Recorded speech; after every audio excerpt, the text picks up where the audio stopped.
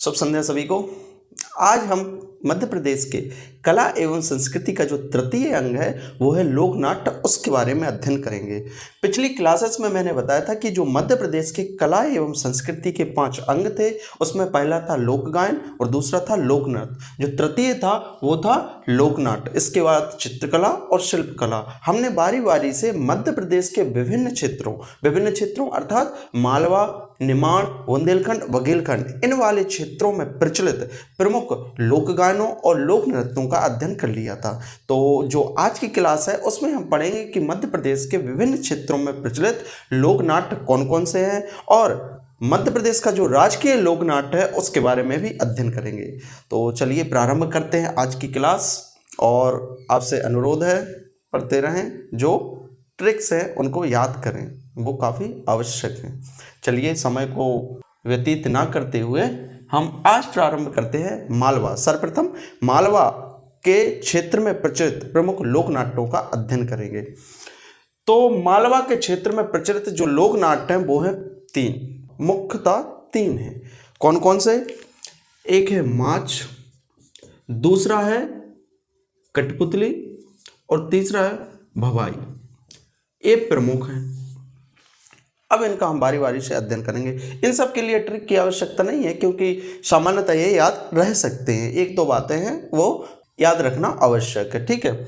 जैसे सबसे पहला है माच। आप ये भी कह सकते हैं कि मालवा से भी इसको थोड़ा सा लॉजिकल समझ सकते हैं। माल से माँ अर्थात माच, ठीक है। वाह से हुआ बाई से हुआ भवाई, ठीक है। और ला किस में आता है? कठपुतली में, कठपुतली। तो ली से क्या हुआ? ला, कठपुतली। मालवा का ला अर्थात ली, तो कठपुतली। तो इस तरह से मालवा से ही 3 जो नाम जनरेट हो रहे हैं, हो रहा है माच, कठपुतली और भवाई, ठीक है। अब इनका बारी बारी से हम अध्ययन करेंगे। सर्वप्रथम जो माच लोक नाट्य है वो मालवा का प्रसिद्ध है, लेकिन मध्य प्रदेश का जो राजकीय लोक नाट्य है वो भी क्या है? माच। मध्य प्रदेश का राजकीय लोक नाट्य है जिसका प्रारंभ मध्य प्रदेश के उज्जैन से माना जाता है, अर्थात इसकी जो उत्पत्ति हुई वो उज्जैन से हुई है। उज्जैन अर्थात मालवा वाला क्षेत्र, तो इसका जो प्रारंभ हुआ वो उज्जैन से हुआ। दूसरी बात, यह रात्रि के प्रथम पहर में ढोलक और सारंगी की ताल पर किया जाता है। जिन वाद्यंत्रों का प्रयोग किया जाता है इस लोक नाट्य को प्रारंभ करने के लिए वो है ढोलक और सारंगी। एक्चुअल में जो माच होता है, माच एक संस्कृत शब्द है जिसका अर्थ होता है मंच।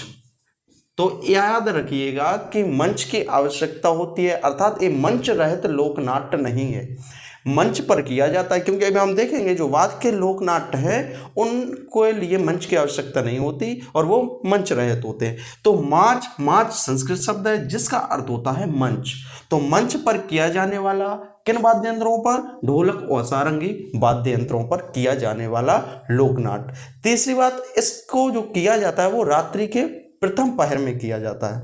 अब देखिए, पहर जो भारतीय ज्योतिष शास्त्र होता है, हमारे पुराणों वेदों में जो ज्योतिष शास्त्र होता है उसमें 8 पहर होते हैं। 8 पहर अर्थात 3-3 घंटे के 8-3-24।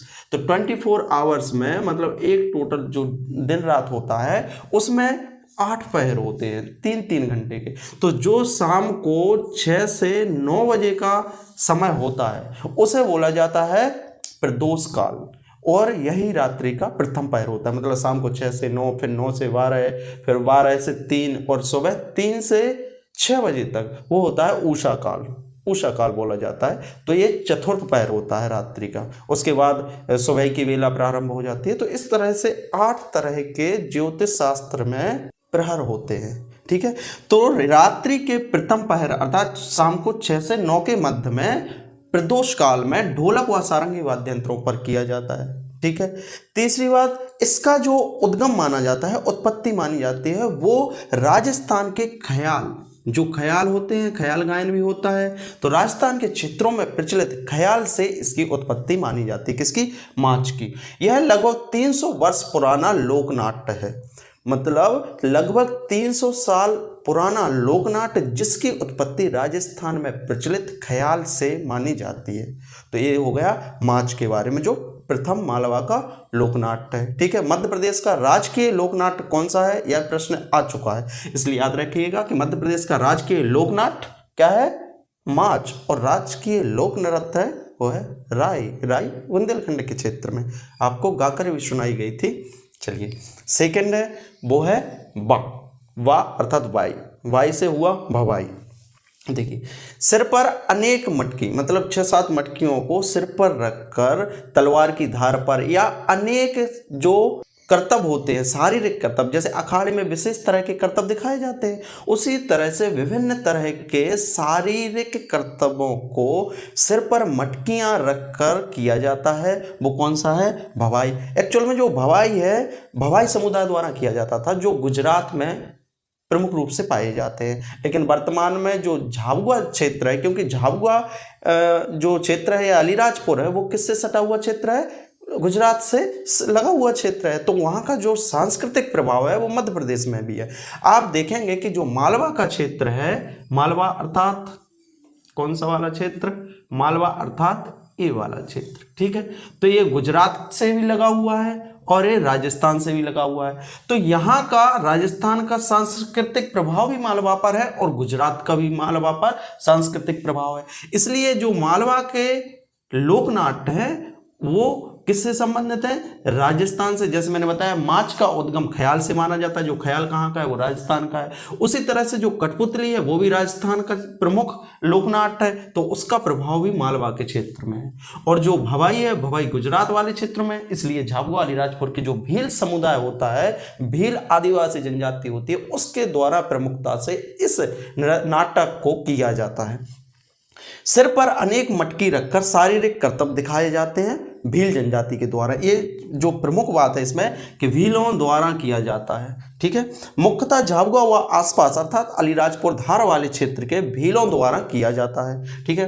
भारतीय लोकनाट्यों के विद्वान हैं जिनका नाम है देवीलाल सांवर। इन्होंने ऐसा माना है कि जो मालवा और राजस्थान है उस वाले क्षेत्र से इसकी उत्पत्ति हुई है।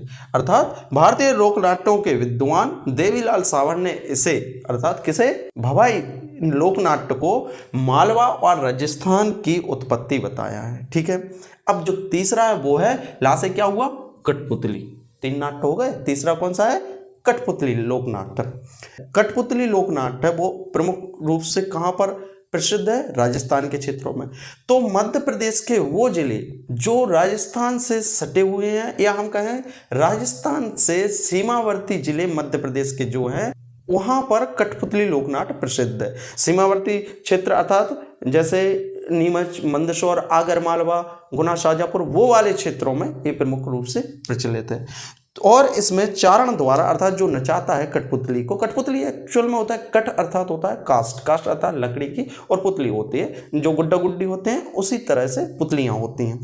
तो उनमें धागा बंधा हुआ होता है और धागा को चारण द्वारा उंगलियों के मूवमेंट के माध्यम से अनेक तरह के लोक नाट्यों को प्रस्तुत किया जाता है, जिसमें सामान्यतः सामाजिक कुरीतियों से संबंधित और प्रेम प्रसंगों से संबंधित गुड्डा गुड्डी या कठपुतलियों को दिखाया जाता है। आप कभी भी कुंभलगढ़ या जो राजस्थान के विभिन्न फोर्ट हैं, किले हैं, उनको विजिट करेंगे तो वहाँ पर शाम को सामान्यतः इसी का आयोजन किया जाता है, कठपुतली लोक नाट्यों का। ठीक है, तो ये जो है वो है मालवा के प्रसिद्ध लोक नाट्य। कौन से? मालवा। मालवा से माँ से हुआ माच, ला से हुआ कठपुतली और वा से हुआ वाई अर्थात भवाई। तो ये 3 प्रमुख लोक नाट्य हैं, जिसमें माच प्रमुख रूप से परीक्षाओं में पूछे जाने वाला लोक नाट्य है। ठीक है, यह मध्य प्रदेश का राजकीय लोक नाट्य भी है। तो उम्मीद करता हूँ ये आपको समझ में आया होगा। अगली क्लास में हम पढ़ेंगे निमाड़ के क्षेत्र में प्रचलित प्रमुख लोक नाट्यों के बारे में। तो बने रहें, साथ अवश्य बने रहें। बहुत बहुत धन्यवाद।